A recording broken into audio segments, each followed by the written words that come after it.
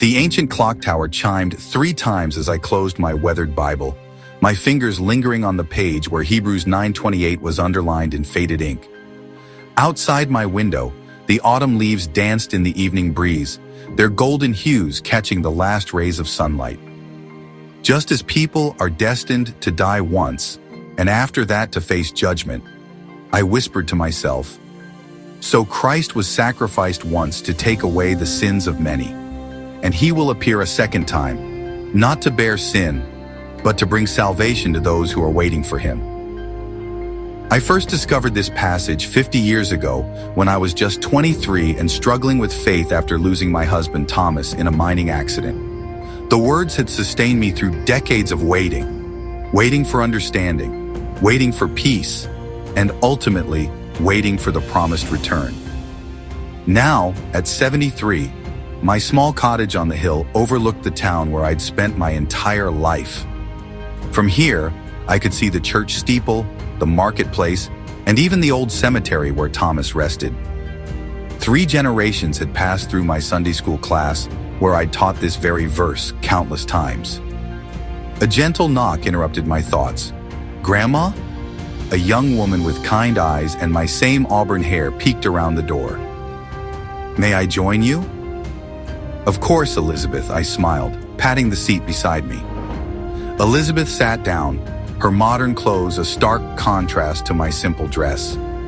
A successful lawyer in the city, Elizabeth visited every Sunday, though she hadn't attended church in years.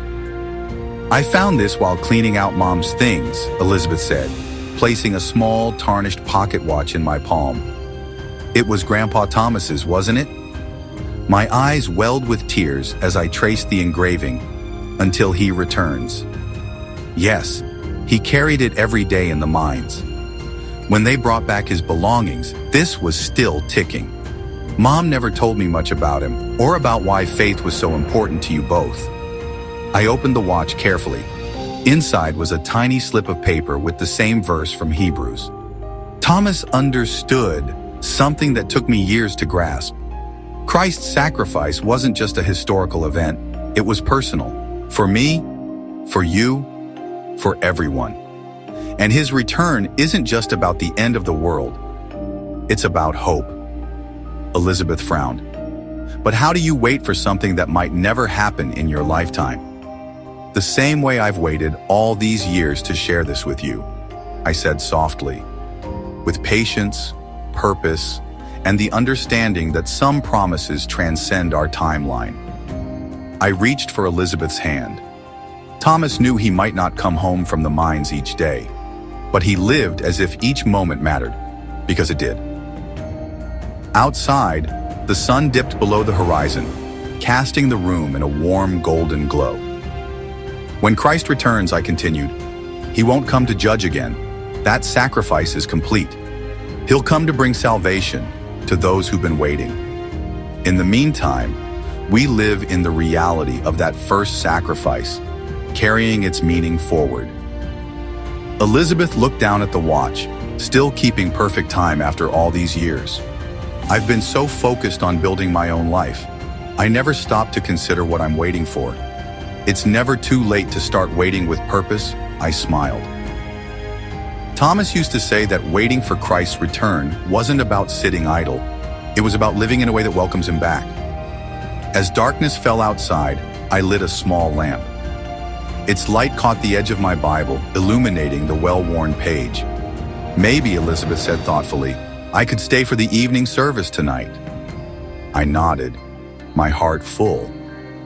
For 50 years I had waited, for understanding, for peace, and for this moment with my granddaughter. Some waits were longer than others, but all were part of the greater waiting. And in that, waiting was where life, real life, happened. Together, we walked toward the door, the old pocket watch safely tucked in Elizabeth's hand, still ticking, still marking time until the promise was fulfilled. Don't forget to like, comment, and subscribe for more. Hebrews 9:28. So Christ was sacrificed once to take away the sins of many, and he will appear a second time, not to bear sin, but to bring salvation to those who are waiting for him.